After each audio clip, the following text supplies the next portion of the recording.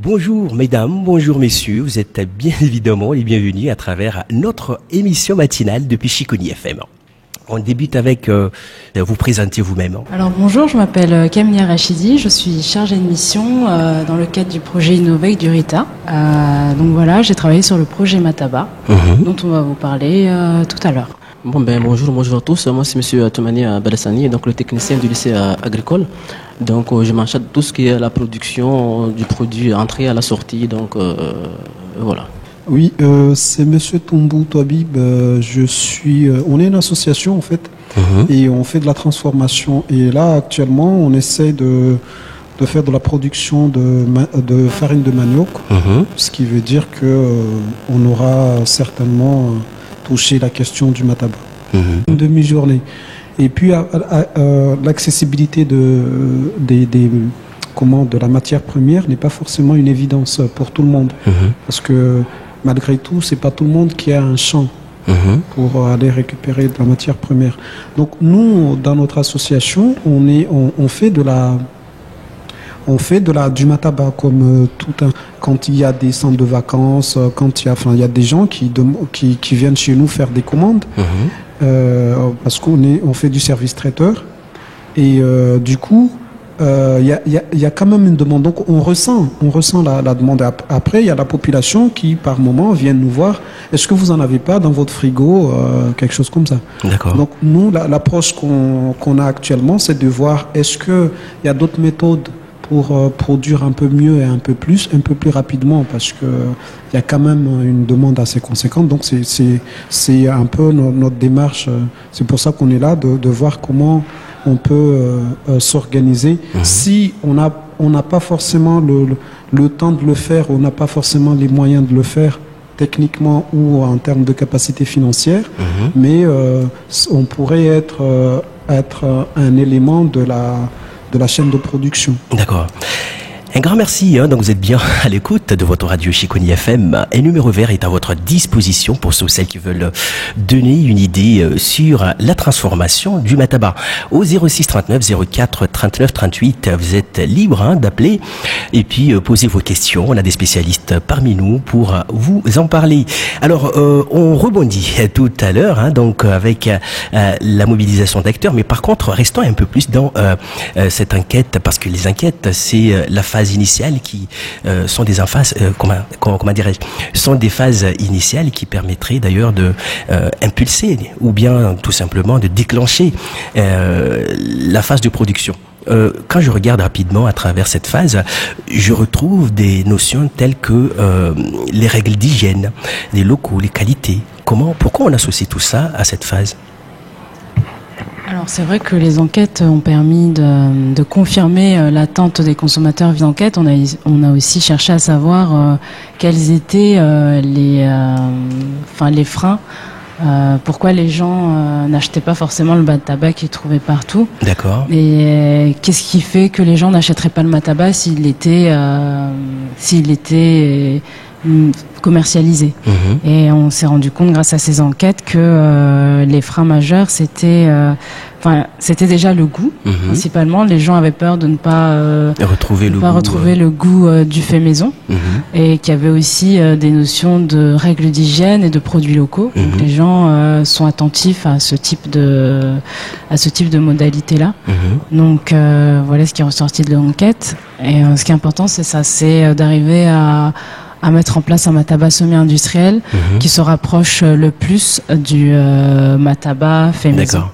Et vous associez aussi la notion de sensoriel. Elle a toute son importance à travers cette enquête aussi. Voilà. Quand je parle de goût, c'est une modalité sensorielle. Il y a également d'autres modalités qui peuvent être mis en avant, comme l'aspect visuel du produit et la texture du produit. Donc c'est vrai que dans ces enquêtes également, on a essayé à savoir quels étaient que recherchaient les consommateurs vis-à-vis de l'aspect sensoriel. Est-ce qu'ils voulaient un mataba avec quelle texture, avec quel hachage de feuilles? Et ça nous a permis de faire un portrait robot du mataba idéal. D'accord.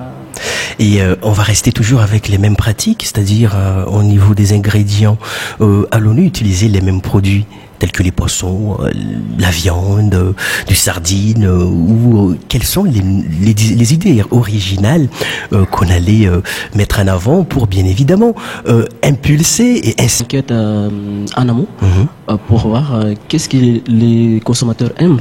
Donc c'est pour ça qu'on a fait un portrait robot du Mataba.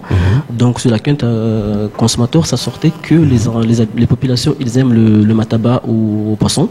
Donc du coup nous on a accentué là-dessus. Donc du coup on a fait intervenir des cuisinières pour préparer, pour avoir un type de Mataba d'après toutes les enquêtes qui étaient faites en amont pour sortir du Mataba. Alors, on passe directement à travers cette phrase, hein, donc la mobilisation des acteurs et la transformation dans ce projet sans crainte à Mayotte. Donc, techniquement, pour conserver le produit, ça se fait. Donc, via un système de traitement thermique avec une haute température. Donc, cela va permettre de détruire tous les micro-organismes, entre guillemets, qui sont pathogènes pour l'organisme. Donc par la suite, on pourra conserver le Mataba sur un long terme, sur une température ambiante. D'accord. Après, au niveau d'investissement, certes, c'est un investissement lourd parce que en fait, les matériels, c'est des matériels spécifiques qui nous permettra d'aboutir à cet objectif attendu. Et la mobilisation des acteurs, comment on peut... est-ce qu'on peut avoir quelques retours par rapport à ça? Quels sont les acteurs mobilisés? Consommateur et variétal, comme on vous a dit. Et ensuite, on a mis en place des tests consommateurs. Donc, en fait, l'idée, c'était de trouver une recette type de Mataba, et l'ail et le piment. Ensuite, on a recueilli ce Mataba et on a fait des tests de dégustation, donc une présélection par un jury, donc des restaurateurs et des entrepreneurs dans le monde agroalimentaire qui ont sélectionné les 5 recettes, et ensuite ces recettes ont été dégustées par des consommateurs, et de là on a réussi à avoir une recette type qui sortait du lot qu'on a caractérisée par rapport aux ingrédients qui avaient été mis dans cette recette. D'accord, et cette recette sera peut-être un jour commercialisée Voilà, cette recette servira de base pour la suite du projet qui est de faire une semi-industrialisation du produit. Et la phase d'industrialisation, j'entends depuis tout à l'heure, pourquoi vous parlez souvent de semi-industrialisation? Nous ne sommes pas dans la phase d'industrialisation quand on parle de semi-industrialisation? Quand on parle de semi-industrialisation, ça veut dire que toutes les étapes ne seront pas industrialisées, c'est-à-dire qu'il y a des étapes qui pourront être faites manuellement. Par exemple, comme l'étape des feuillages, c'est une étape qui pourra être faite, qui pourra faire l'objet qui sera faite manuellement. D'accord. Parce qu'il n'y a pas forcément de machine qui est dédiée à cette étape-là. D'accord. Donc c'est pour ça qu'on parle de semi-industrialisation. Alors, je me tourne vers l'association. Cette phase d'industrialisation permettra-t-elle de consolider l'activité industrielle, si j'ose dire, en lien avec le Mataba, selon vous? Effectivement, en fait, la question c'est pourquoi on choisit plutôt le semi-industriel? Parce que déjà, dans l'industrialisation, en termes économiquement, c'est cher. Et puis, en termes pour l'instant, au niveau du marché, on n'a pas forcément le volume conséquent pour liquider le produit qui sortira de l'usine. Mais entre-temps, en termes de fourniture aussi, c'est aussi une question. Donc, pour l'instant, on reste dans une phase de préparation peut-être pour l'industrialisation plus tard, mais au moins débuter quelque chose qui soit qui soit en adéquation avec la réalité du marché, du local aussi, et puis les compétences en fait techniques aussi. Voilà. Donc, comme je disais tout à l'heure, la partie semi-industrielle nous intéresserait beaucoup plus parce que déjà techniquement, il faut avoir le personnel nécessaire pour faire fonctionner la chose. Et puis aussi, il y a aussi une question d'emploi, aussi une question il y a tout un ensemble de choses qui fait que c'est à l'heure actuelle la bonne formule. Bien sûr. Nous allons faire une petite pause de 3 minutes et puis on revient pour assurer la continuité de notre émission. Allez, 3 minutes de chansons pour bien évidemment marquer notre belle matinale depuis le lycée agricole de Coconi. Nous allons écouter... L'ITI Mataba pourrait permettre de créer de l'emploi.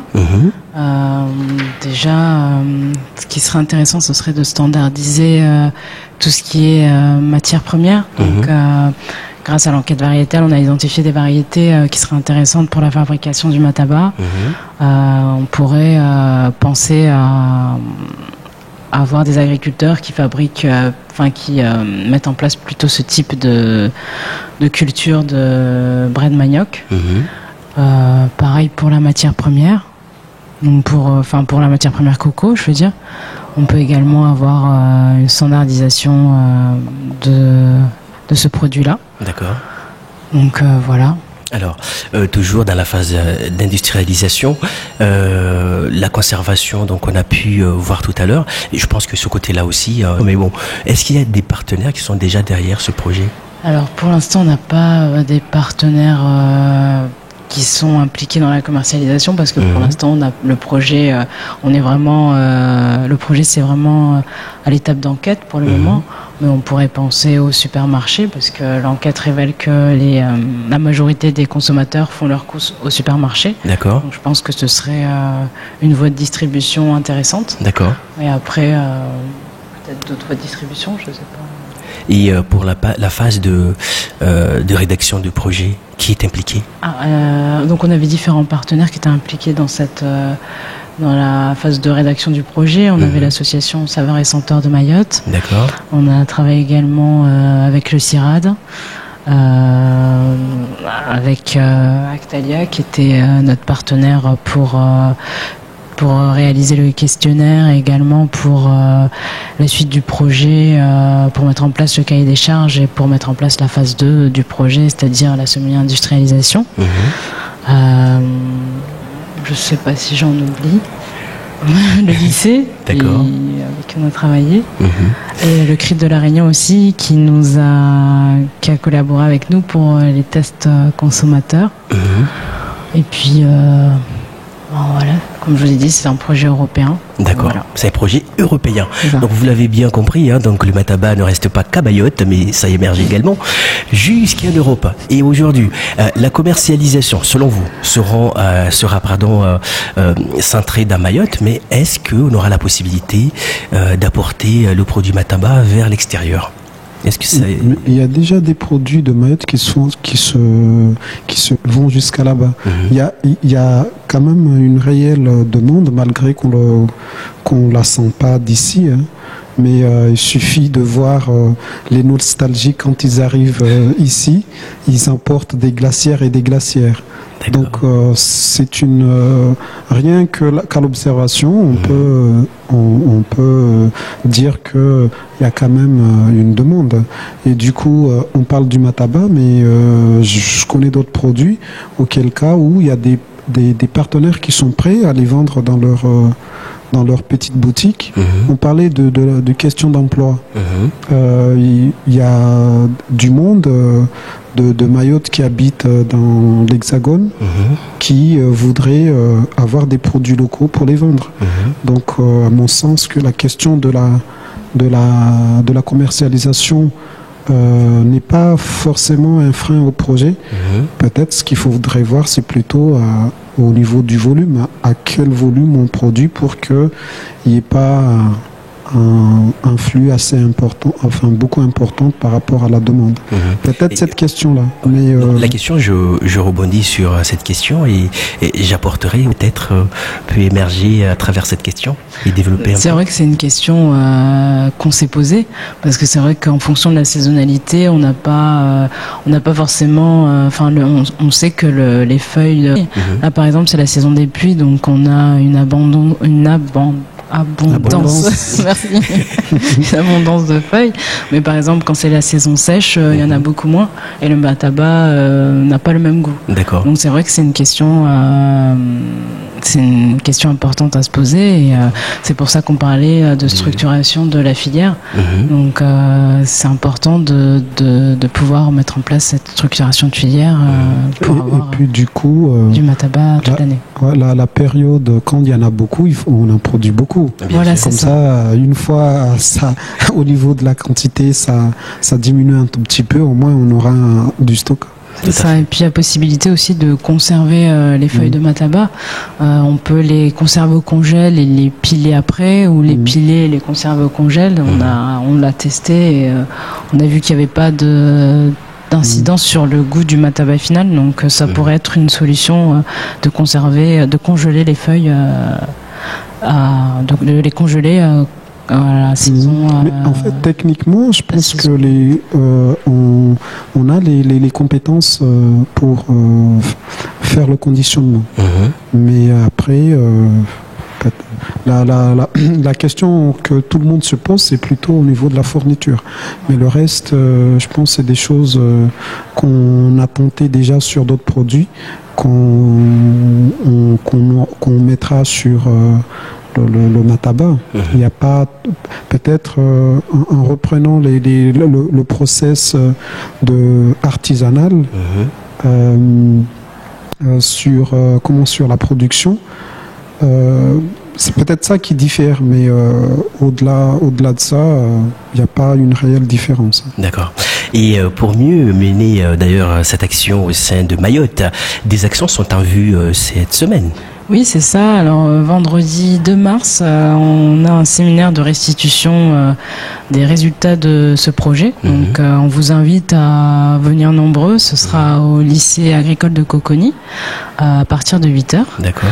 Il y a également une action qui sera faite le samedi 3 mars pour récompenser les cuisinières de Mataba qui ont participé à ce projet. On organise une remise des prix à partir de 10h. Donc vous pouvez venir nombreux également pour honorer ces cuisinières et valoriser le travail qu'elles ont fait. Elles sont combien?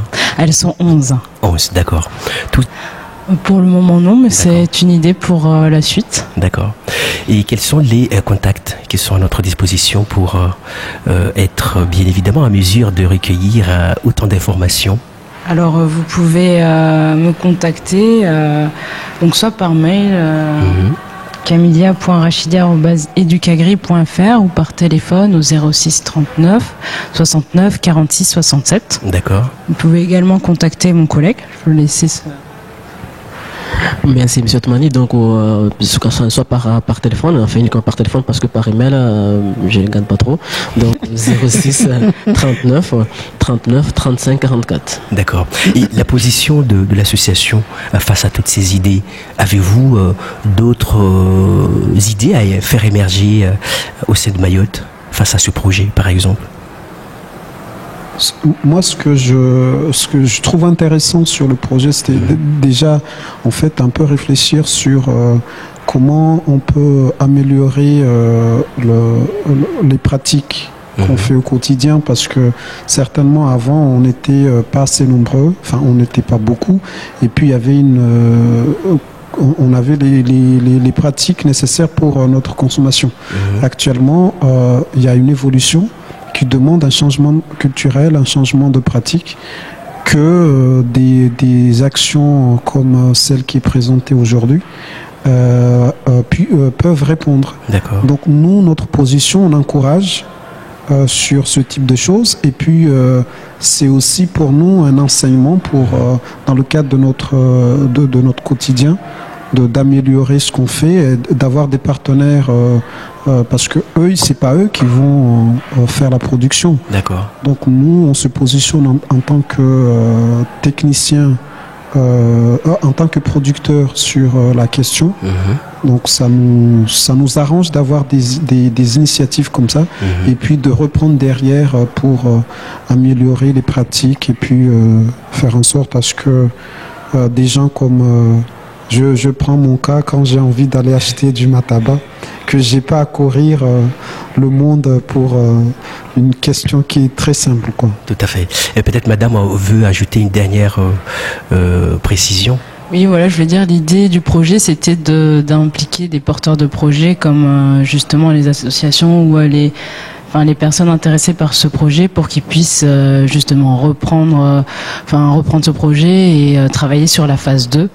Donc voilà, l'idée du projet, c'était un peu ça.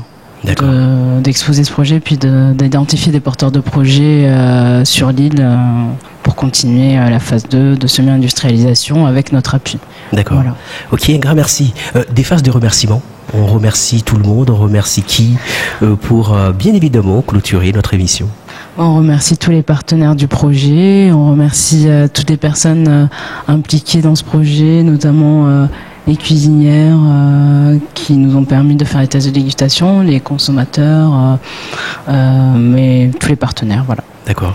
Des remerciements pour l'association Le Mataba à développer prochainement. Ah oui, effectivement, on est dans la farine de manioc, mais ça concerne entre autres le Mataba parce que une fois on a coupé la tige, on se dit qu'est-ce qu'on en fait des feuilles. Donc ça aussi, on est en train de le faire.